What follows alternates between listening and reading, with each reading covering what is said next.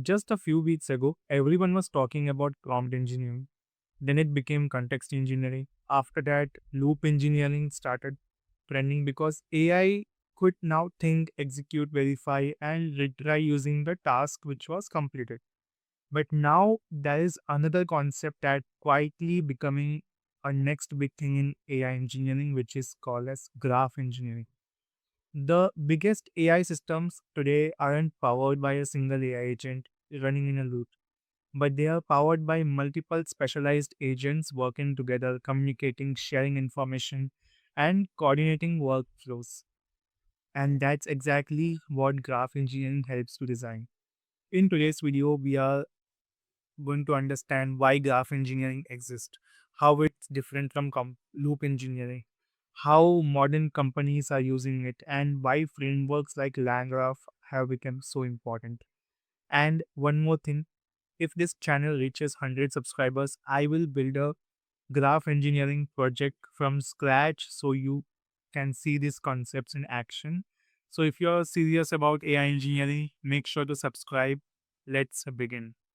So welcome to Agents Stacks. On this channel, we don't just learn AI concept, we learn how real AI products are built from LangChain to LangGraph to RAG to loop engineering to MCP to enterprise grade AI systems. Everything is explained using practical projects and real world examples. Now let's understand why everyone has suddenly started talking about graph engineering. So the first important thing of this entire video, why graph engineering? In the previous video, we have learned about loop engineering.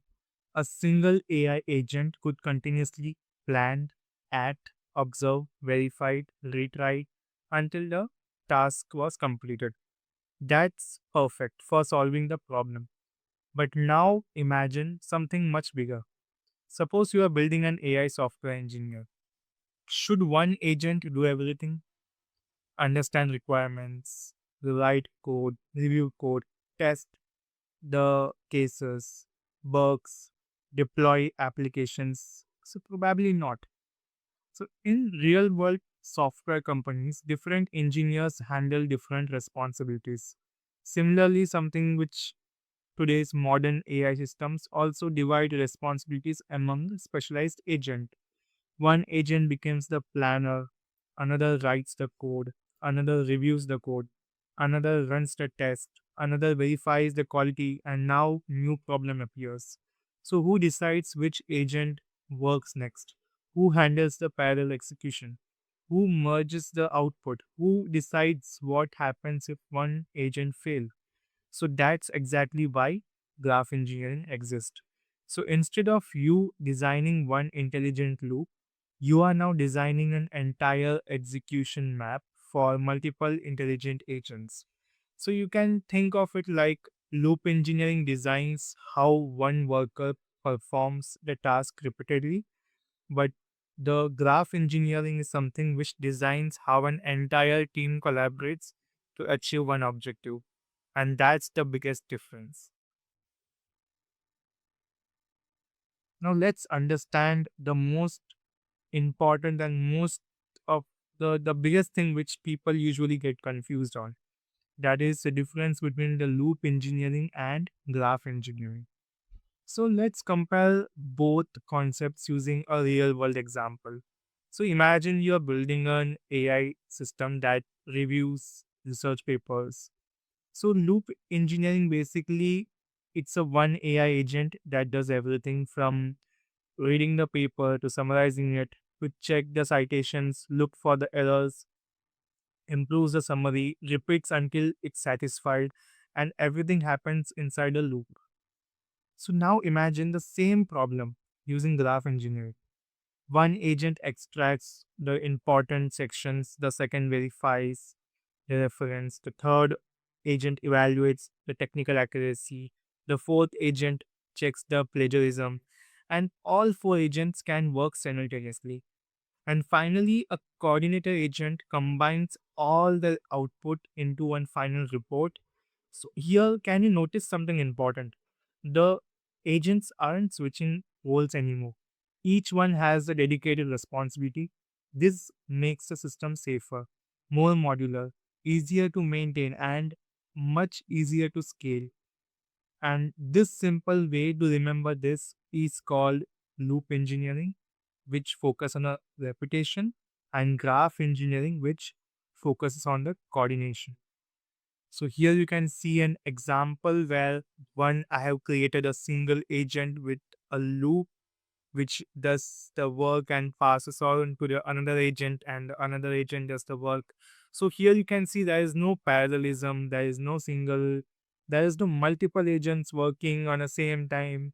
There is It's good for something which you need a straightforward, or for example, you have to verify some task, but the goal is to complete the task until the limit is hit.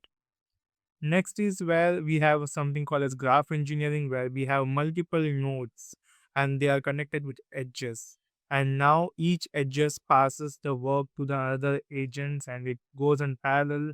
So you can just fan in or fan out whenever you require. There's needed to be three independent verification steps and complex decision routing. We have an orchestration. So this is what exactly graph engineering helps us. Now comes the third most important, which is the architecture. So, at the lowest level, we have the harness. Think of this as an execution environment. It provides the runtime tools, APIs, logins, and infrastructure needed for the AI system to operate. On top of that, there comes the loop layer. Each agent has its own execution loop, the planner loop until it creates a new plan, a good plan. The coding agent loops until the code compiles. The testing agent loops until the test passes.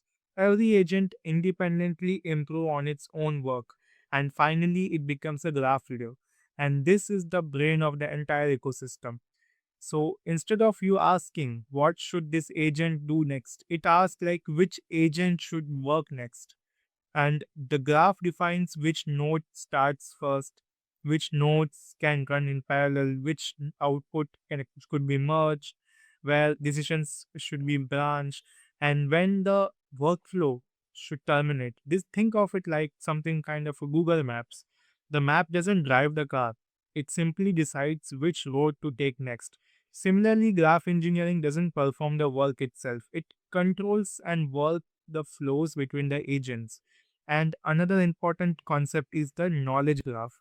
Instead of every agent storing the duplicate information, they all share one structured knowledge base containing entities and relationships. So, for example, a customer, an order, and product, or an invoice. So every agent accesses the same knowledge graph. This avoids the duplicate reasoning and improves consistency. So one mistake many beginners make is trying to build a massive graph from day one. 20 nodes, can be 50 nodes, or maybe multiple 100 edges. So multiple decision branches, soon debugging becomes very impossible. And much better approach is to start with 3 to 5 nodes, validate the flow, and only add the complexity when it's actually required. So this is where the real tool calling example, which we can also see in the screen, that we have Google ADK, which supports graph workflows, loopings, routings, multi-agent delegations via A2A protocol. These all things are very helpful when we build something called as complex orchestration or complex graph structure. So now let me show you an article which I have been referring from multiple 2 3 days, and this is quite of exciting where it explains everything like how did OpenAI came with this with GraphMax solution. It will also show you what's context engineering, what's loop engineering, how loops are done, what is graphs. It has shown you an example how different nodes are interacting with each other for getting a final output, how it works in parallel. Then we have something called as TLDR as well. And the most important thing which we should be knowing is this, which is loop versus graph. It will help you what does loop exactly do, what is goal based structure, goal based learning, what is exactly a graph. Graph is kind of an orchestration. You can just go and have a visit here. So it also shows like two graphs, not one. So we have multiple orchestration graphs. Our dynamic work graph structure also, it explains. There are a lot of information here. You just have to visit this website. It's explainx.ai, and it always also shows you like why graphs are harder than loops. You can see here observation bias, repeating graph force you to admit how much of your workflow haven't we yet.